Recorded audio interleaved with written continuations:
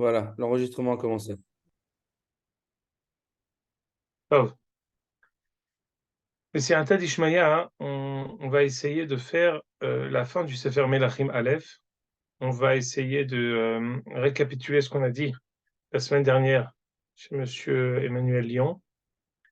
Et on va enchaîner sur la question de la fin du Shiur de Jérémie, avec le Orahaim Akadosh qu'on avait cité. Et on va peut-être terminer avec le Hesped du Rav Kook sur Théodore Herzl, qui est là-bas un Mahamar extraordinaire du Rav Kook avec plusieurs mentions de Ahav en rapport avec Théodore Herzl et Ahav, de manière générale, la Malchut Israël, de manière plus élargie, et Malchut Yehuda, de voir parfois en les dirigeants profanes et le développement du Hol comme le rôle de Malchut Israël par rapport à Malchut Yehuda, et voir de quelle manière on peut finalement élever, arranger, recadrer la Malchut Israël, qui est une Malchut qui est essentiellement versée vers la construction, avec une volonté donc d'oublier d'une manière ou d'une autre le Shem Hashem, et finalement revenir à la Ahdout des, des Malchuyot, faire une Malchut Ahad, comme ce qu'il y aura les Atid Lavo. Oui, Jérémy. Hier soir, il y a eu une manifestation à Tel Aviv, donc dans la série des manifestations assez violentes, avec beaucoup d'extrémistes, de gauche, d'ultra-gauche, etc. Et c'était très focalisé sur les religieux et tout. Et il y en a qui disaient Loro Trempo, Shevet Yehuda, Loro Trempo, Shevet Yehuda, comme ça. Mais bien sûr, Jérémy, c'est très important ta remarque, parce que, je vais te dire mieux encore, dans dans le dernier round de Bechirot, ça fait environ presque 1 an et demi ou 2 ans, je ne veux pas aussi l'histoire appelle à Satan, que j'essaye de ne plus écouter les informations du tout. Bevadaï, pas sur Internet, et parfois Kol Barama ou Kol Chai dans les heures rondes, pas plus, quand je suis dans la voiture. À cause du Lashon Hara, à cause du Ain Ra'a, à cause de la désinformation, à cause de tout ce qui se fait, il faut essayer de s'élever, de se Leitaer, Am Israël, c'est Am Segula qui va dire, c'est Am Segula Mikol Amim, Teilati et Saper. Bon. Mais l'une des dernières fois où j'ai écouté la radio, j'ai écouté une interview de monsieur Avigdor Lieberman.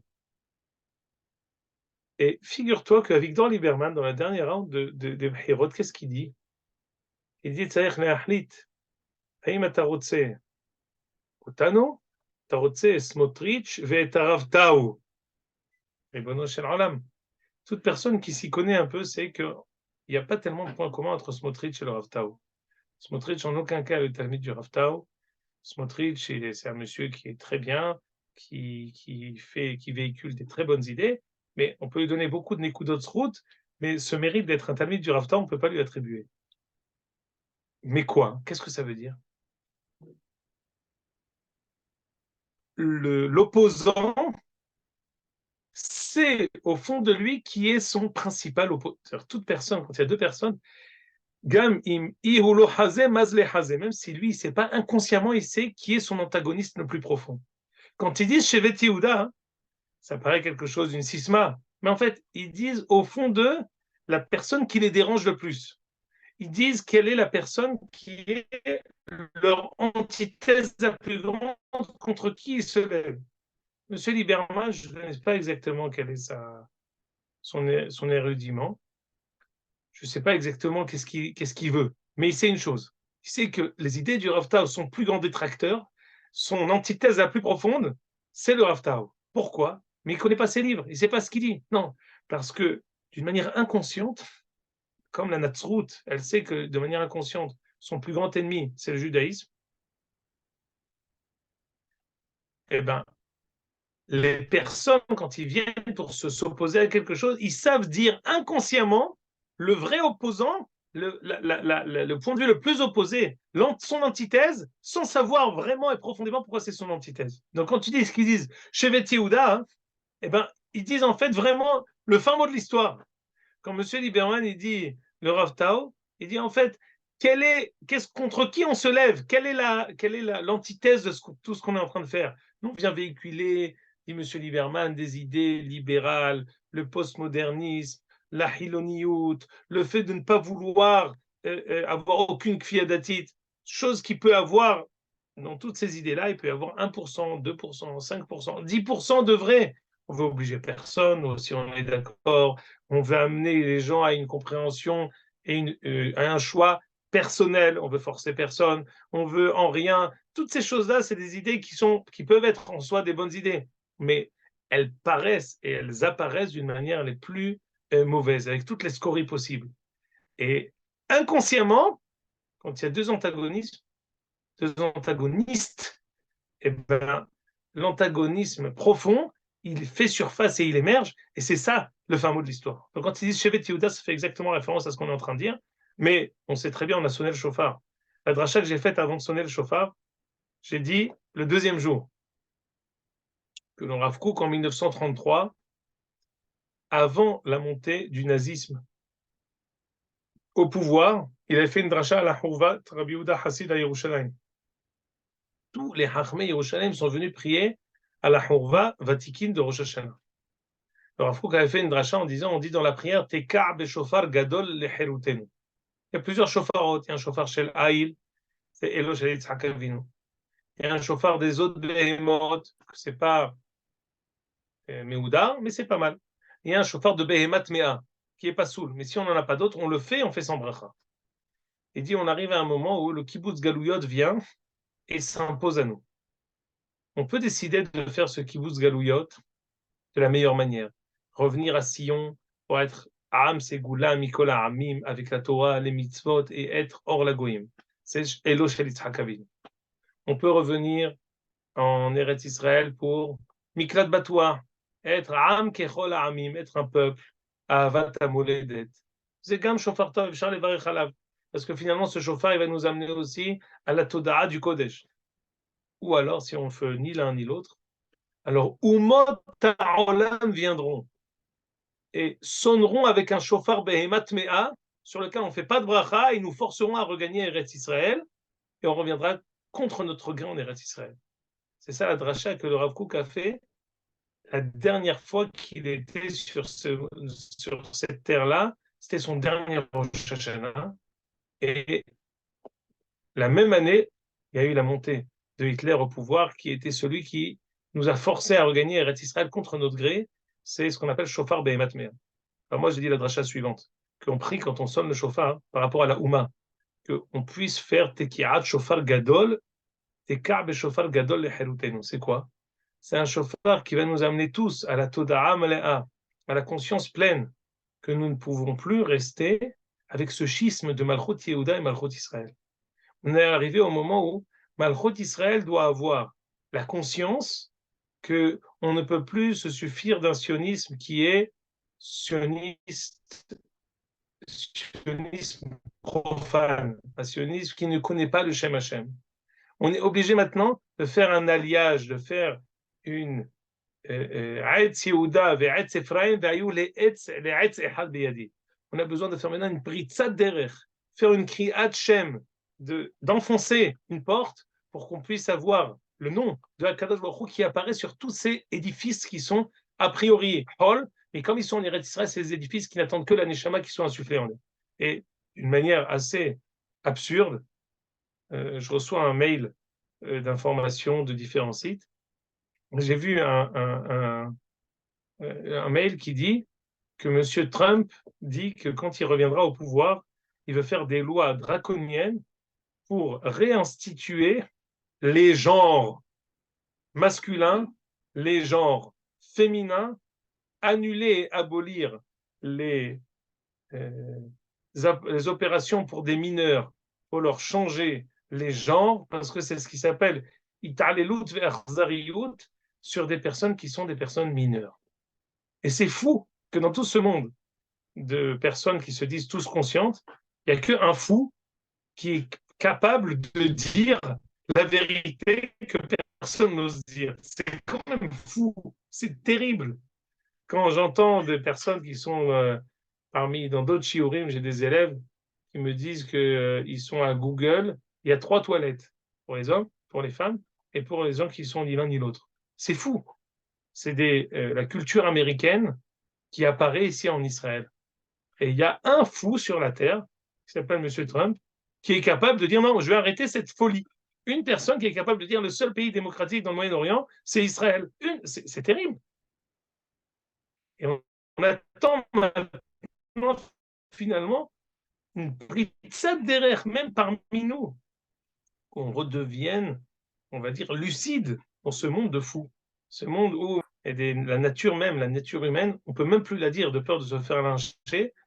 On attend qu'il y ait un col chafouille et col barour qui puisse être fédérateur et médiateur de toute la Oumma, qui puisse avoir, comme ce qu'on a dit la semaine dernière, les Rachet Tevot du Rav Tao, Tavshin Pedalet, Tshuva Shlema, Set Derer. On a besoin d'une Pritzat Derer. Dans tout ce schisme entre Malchut Yehuda et Malchut Israël, on a besoin d'une Pritzat Derer. On a besoin d'un Eliyahu Navi, qui est lui le Malach HaShalom, comme ce qu'on a étudié longuement, qui lui vient Pitom Yavo Elechalo. Et le Radak dit là-bas que c'est Eliyahu. Eliyahu qui vient la Asod Shalom, Bimhera Yavo Elenu. On dit que Eliyahu c'est Malach HaBerit. Ineni notenlo et beriti Shalom. Justement, celui qui est prêt parfois à faire des choses qui sont même parfois kitsonim, c'est lui qui sait installer le Shalom au sein de Ham Israël. Donc on attend une pritzat derrière Eliyahu. Pitom Yavo Elechalo. Et pour ça, on a besoin de Hasbara, on a besoin de comprendre, on a besoin d'être conscient, on a besoin de dire ce kol chafouille, de ce kol barour dans les baté midrashot, et de ce kol barour, de cette voix sensée ici qui se dira dans les synagogues, dans les baté midrashot. Alors on aura l'occasion de pouvoir les akrin et les kron et les otsi et pouvoir parce que chaque chose qu'on fait qui est positive, Moi, si tu peux me permettre, de faire ce genre de drachot dans les bâtés, des drachot. Attends, Laurent, Ouais. on l'a perdu, la Shimon, il est déconnecté. Et à part ça, on ne vous entend pas bien avec ces oreillettes. Hein. Je ne sais pas ce que. On ne vous entend pas bien du tout. Les autres sont en panne, c'est bon. Hein? Les abras sont en panne, c'est pas terrible. Ah. Désolé.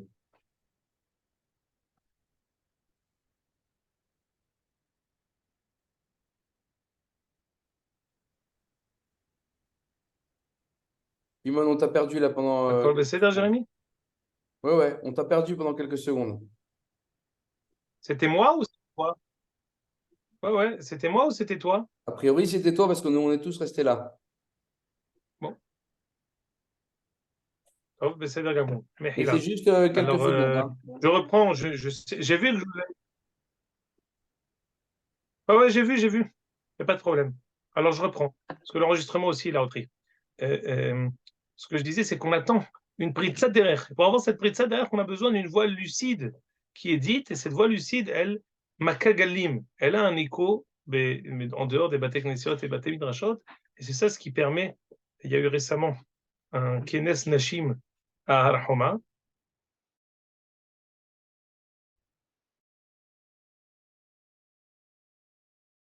Et le Rav Beddin Be'er Sheva, le Rav Ariel Edri, a dit à toutes les femmes qui étaient là-bas qu'elle sortira de toutes les familles qui sont lucides, qui sont fidèles, qui ont encore ces arachim absolus, qui sont les arachim, les valeurs de la famille, les valeurs des enfants, les valeurs de l'éducation, les valeurs de la fidélité, les valeurs d'une alliance éternelle. Toutes ces valeurs-là qui sont perdues, c'est ça ce qui va pouvoir permettre à Am Israël de se relever.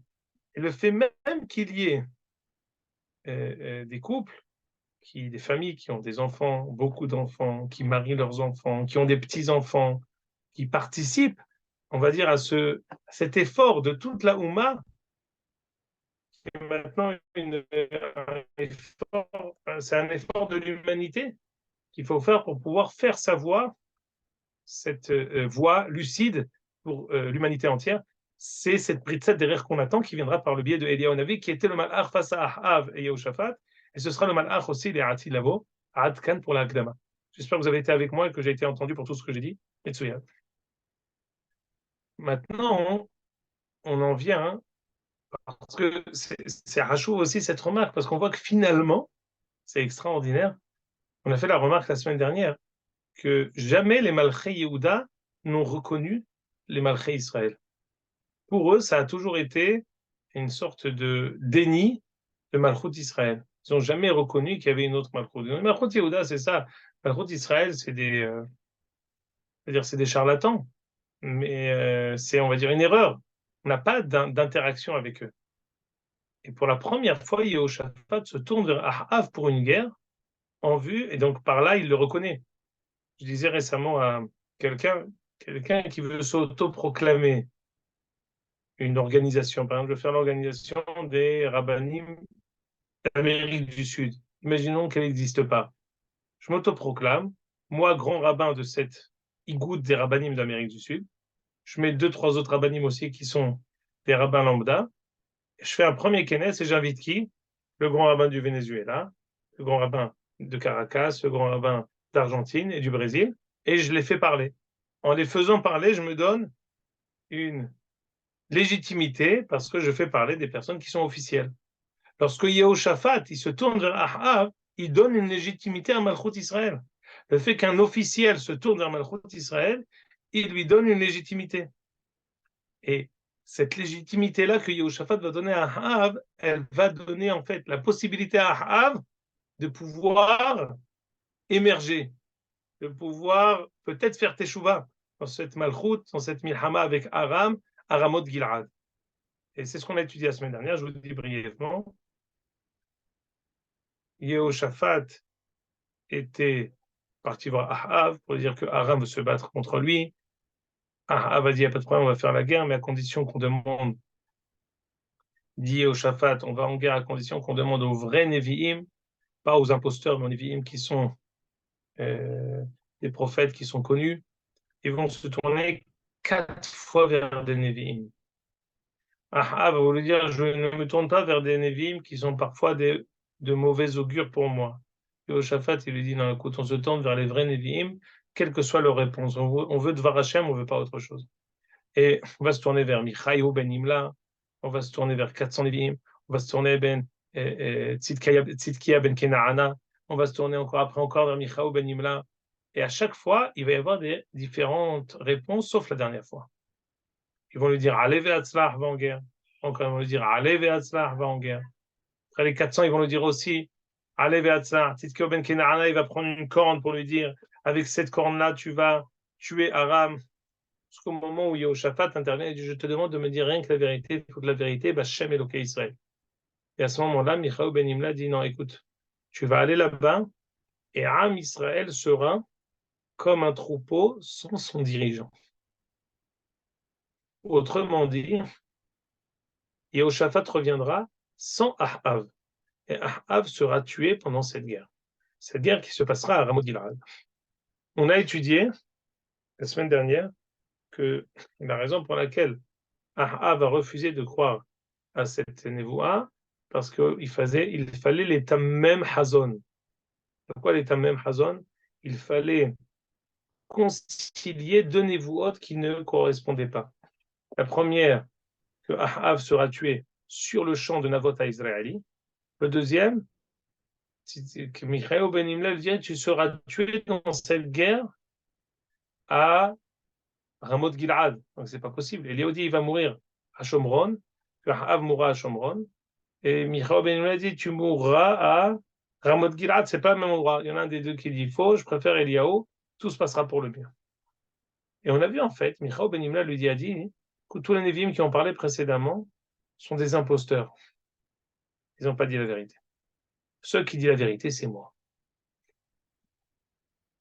On a posé une question, on a dit, mais c'est pas possible. Alors, qu'est-ce qu'on peut reprocher à Ahav, finalement? Si des vrais prophètes qui ne dit pas la vérité, on a dit que Tanavi nous donne une névoie. Il faut l'écouter, il faut, comment dire, on doit écouter ses recommandations Et si c'est une névoie qui est bonne, comme par exemple, va en guerre, tu réussiras, c'est la seule manière pour nous de tester un avis. On teste un avis, on a la possibilité de savoir si c'est un avis sheker ou un avis émettre en lui disant chez Daber un avis velo yavo, ou bezadon dibero un avis, l'otagour mimenu. Si tu as dit une bonne chose qui doit arriver, qui ne s'est pas arrivée, tu sais que c'est un avis sheker. Ils lui ont dit une bonne chose, tu vas gagner. Puis tu es obligé de l'écouter. C'est la seule manière de pouvoir écouter un avis. Au contraire, le navi qui lui a dit tu mourras, ça c'est possible que ça ne se passe pas. Les névouot, les sheker, les névouot mauvaises, c'est possible qu'on les fait échouer avec les années.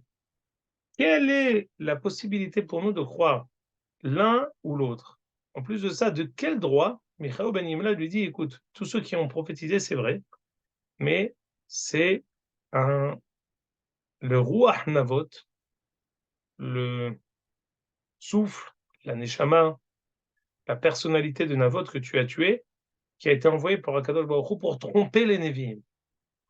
Le fait de tromper les Nevi'im pour leur faire une névoie sheker pour t'amener à ta perte. C'est Navot à Israël lui-même qui va t'amener à ta perte. Qu'est-ce que tu veux qu'il fasse? C'est un joker, ça.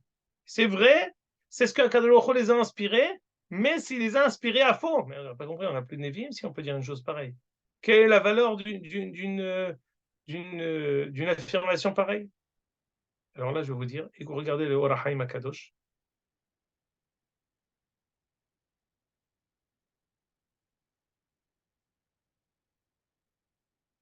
Extraordinaire. Alors, pardon, j'approche ici. Voilà. Alors, ici, le Orachaim Akadosh a recopié plus ou moins les paroles de la Torah dans Parashat Shoftim. Je vous dis le pasuk Be'alpeh. Ah, Hannavi.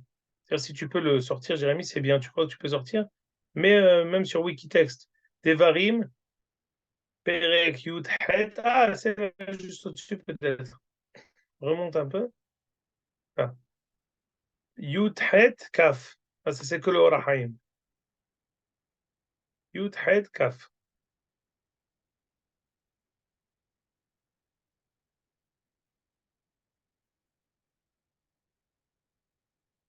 Etsuyan. Perek, Yud, Het, pasuk, Kaf. Alors, je lis. À partir de Yud, Het, je lis. Navi Akim Lahem, Mikelev Achaim, Kamocha, Tati, Devraï, Befi, Dibarim, Koshevet, Savenu. J'établirai parmi Am Israël des Nevi'im. On a l'obligation d'écouter les paroles des Nevi'im.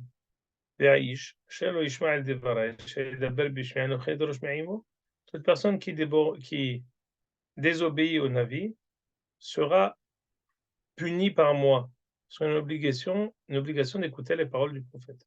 Comment je peux savoir si c'est un vrai prophète ou non? Ach, un Navi. Chez les îles d'Aber Davar Bishmi. C'est intéressant. Le passage commence par Ach. C'est que Ach, cependant, ça vient toujours les Ma'et. Ach, un Navi. Cependant, un Navi, un prophète, chez Daber Davar Bishmi.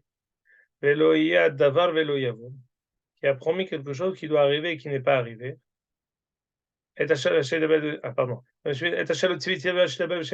dire des choses que je ne lui ai pas dit de dire. Et il va les dire en mon nom. Va mettre un aviaou. Il mourra. Peut-être tu vas te dire, dit Akadosh Baruch Hu, comment je vais savoir s'il l'a dit en ton nom, Akadosh Baruch Hu, au nom de quelqu'un d'autre? Dit la Torah, s'il dit au nom d'Hachem,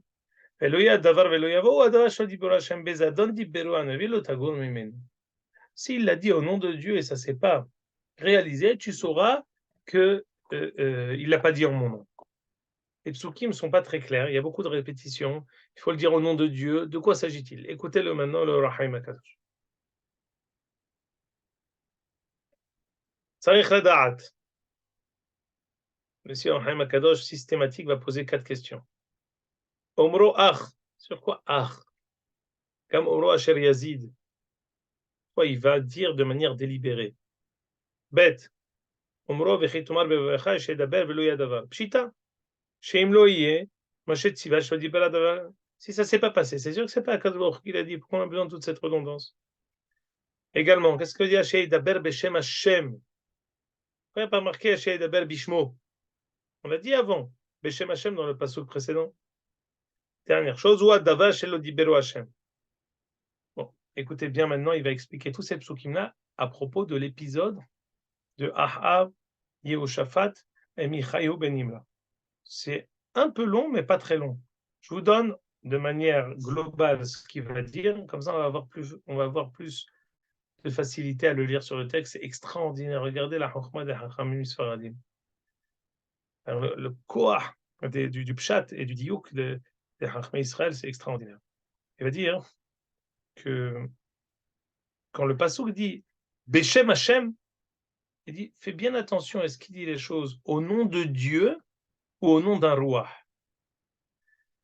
Quand il dit ici Asher Daber Beshem Hashem, il vient dire justement, il vient exclure l'épisode de Michaïo ben Imla.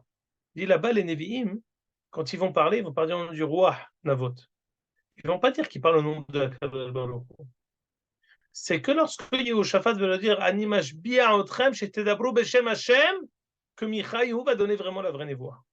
Il y a des cas où un Navi va dire une prophétie, mais ça ne s'appelle pas Asher Yazid. Il ne va pas le dire de manière délibérée. C'est Akadosh Baruch Hu qui va le prophétiser à faux pour perdre Ahav. Là, il ne va pas être passible d'aucune punition. Ici, le du début de la paracha, il vient exclure tout l'épisode qu'on va avoir avec Michaïo ben Imla, lorsque Akadosh Baruch Hu va demander à un Navi de prophétiser à faux. Ça ne s'appelle pas qu'il prophétise à faux de manière délibérée parce que c'est Akadosh Baruch Hu qui l'a trompé. Le Tochen Advarim, Toref Advarim, c'est qu'il y a une différence entre le fait qu'il vienne Beshem Hashem ou Beshem Aruah. Est-ce qu'on l'a démarché et qu'il a dit de manière délibérée quelque chose de faux, ou contre son gré, il a été imposé à lui de prophétiser quelque chose de faux? Lisez avec moi. Achen. J'ai sauté on va lire peut-être tout là où il a le curseur de Jérémie. Tout ça va être expliqué avec l'épisode de Yehoshaphat, Ahav et Michaïo ben Imla. Tous les Nevi'im ont dit à Ahav à propos de cette guerre qu'il devait faire contre Aram, Alev et Atzlah va réussir. Le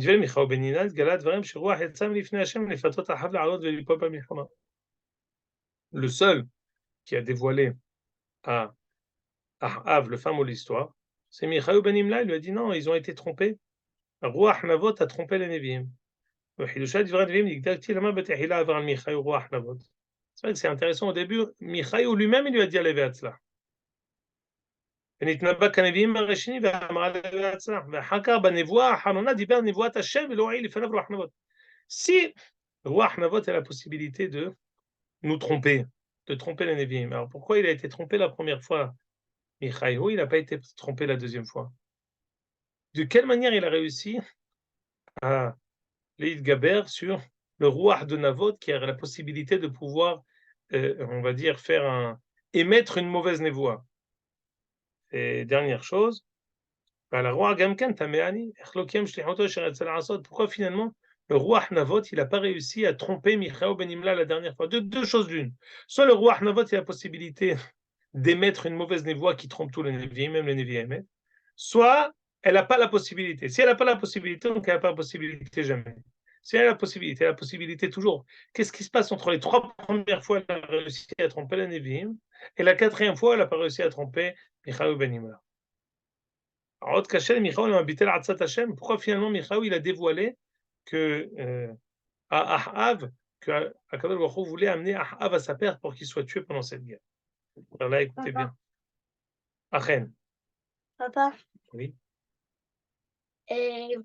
יש כמה סקנדלים.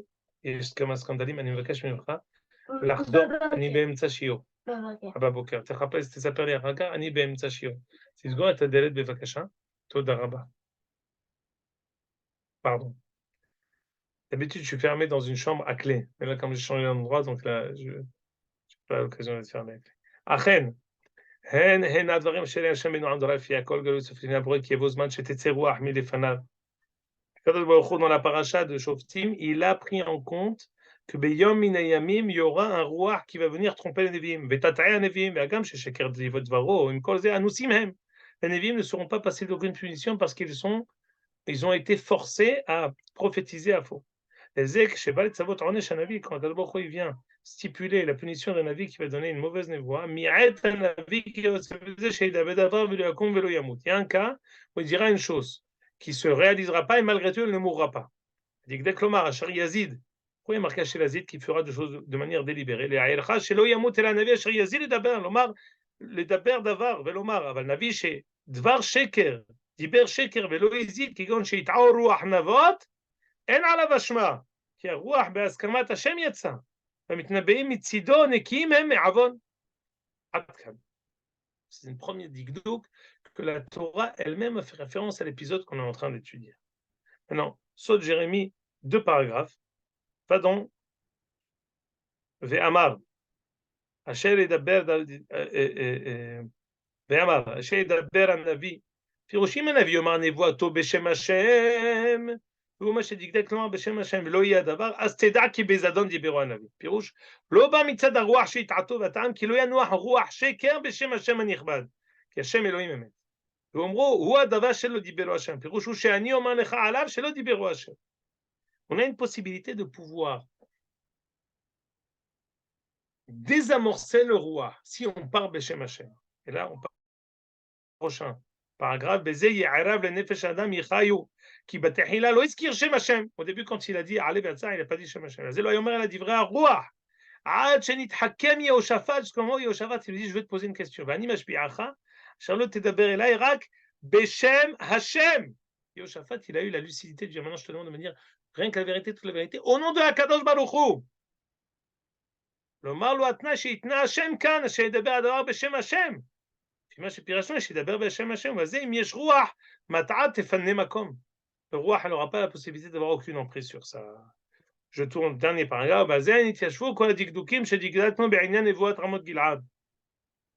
Pourquoi? Parce qu'au début, le roi il avait une possibilité de pouvoir prendre une emprise sur les Nevi'im et ne pas être passible d'une punition que c'est une mauvaise prophétie, ils vont être punis. Pourquoi?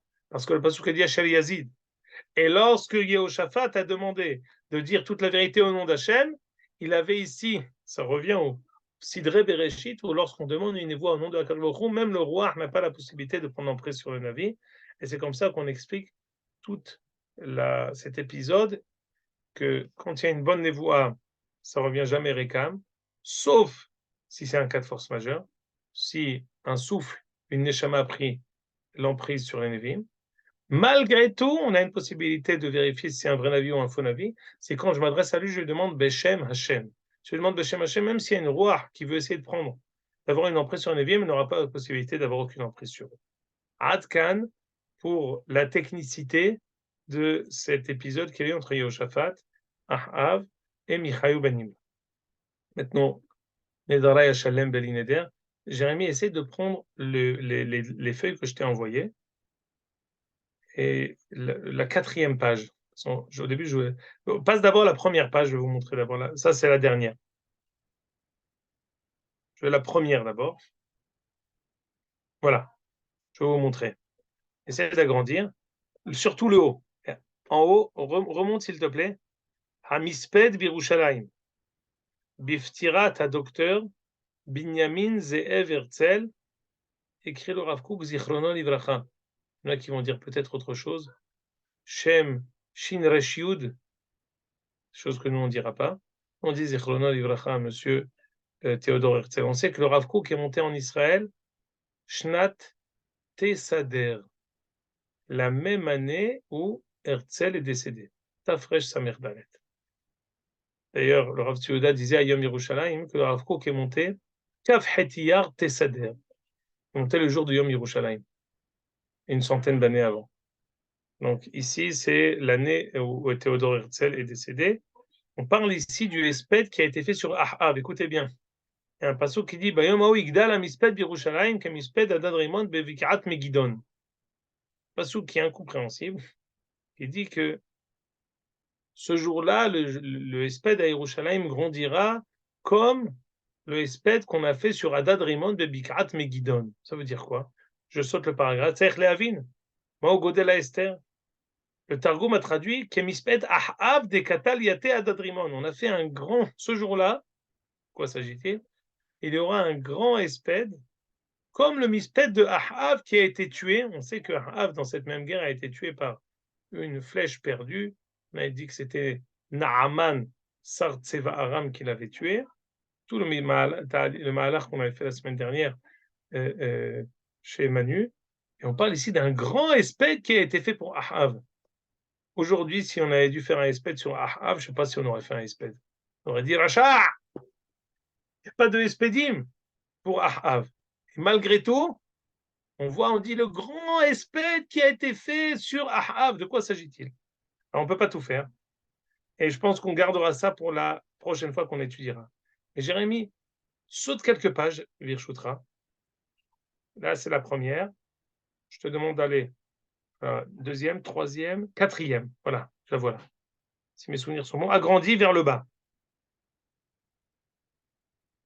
Vas-y, descends. Ah voilà. Ine atruna shel ahiba leumit nidgalta be'ahav.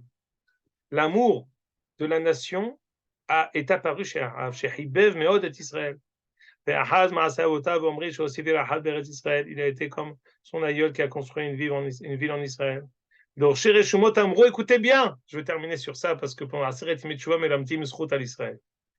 Donc, chez Reshumot Amro, Kulam Baim Lechaya Olam Haba. On a dit que dans la Mishnah de Kol Israël, on dit Kulam, Kol Israël Shem Hayek Olam Haba, sauf trois rois, Menashe, Yarovam et Ahav. La Gemara dit כולם באים לחיי העולם הבא, même אחאב שנאמר לי גלעד ולי מנשה, זה אחאב שנפל בגלעד. même אחאב vient העולם הבא. pourquoi? שהיה מעמיד פנים במלחמה גם אחר שנחטו בו החיצים, כדי שלא להבעית את ישראל. quand il s'est fait avoir par une flèche perdue, il est resté droit pour ne pas faire perdre le moral et la guerre de Am Israël. Il est resté droit. אומץ רוח כזה במאהבה יתרה ונפלאה, גם כיבד את התורה, כן, שעל כל פנים שמר את כבוד האומה כלפי חוץ לפני בן הדד, ועם כל זה לא הכיר ערכה של תורה וקדושה מיוחדת שווה כל יתרונם של ישראל. על כן הלך בדרכי זבל ובחוקות התועבות.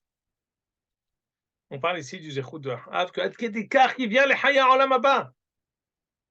Be'ezrat Hashem, la semaine prochaine, je m'excuse, j'ai tardé, mais je peux pas avoir, j'ai un deuxième shiur qui m'attend, je peux pas tarder encore. Et Be'ezrat Hashem, je veux étudier avec vous, peut-être qu'on le fera en face à face, on étudiera, je vous photocopierai ce Hesped du Rav Kook, où le Tochen du Hesped, il fait la différence entre Mashiach ben Yosef et Mashiach ben David. Et il y a la Tzionut Hilonite, elle a une Bechina de Mashiach ben Yosef. Ce Mashiach ben Yosef, finalement, il doit mourir. Elle n'a pas d'éternité, cette Géoula. Mashiach ben Yosef, il mourra, Mashiach ben David viendra, Mikoar, ce Mashiach ben Yosef, et reconstruira tout, Al Taharat Kodesh, en utilisant le Hol qui a été fait par Mashiach ben Yosef, et il va insuffler en lui la Kedusha qui est nécessaire pour pouvoir, après le corps qui est construit, on insuffle une Neshama. Be'ezrat Hashem, Tizku Leshanim Rabbot, Ne'imot Vetovot, Tizku Vetichyu, Kadosh Baruch Hu, יעלה זכרנו לפניו לטובה, יקציבה וחתימה טובה לכולנו. ברכה גדולה לכולם. חזק וברוך השם. חזק ברוך. L'occasion pour nous de remercier Jérémie toute l'année qui est là, Temidine Kessidran pour l'organisation du Shiur. À Mezake Arabim en het ba'al yadam. Donc il fait zikoui Arabim, il n'y a pas de het qui fait al yado. Chazak ubaruch à tous les participants du Shiur. Il n'y a pas comme la Kvirout. Avec la Kvirout, on peut arriver à beaucoup de choses. אז חזקו ויאמץ סבבכם כל המייחלים לשם. כל טוב. חתימה טובה, שנים רבות. לכולם.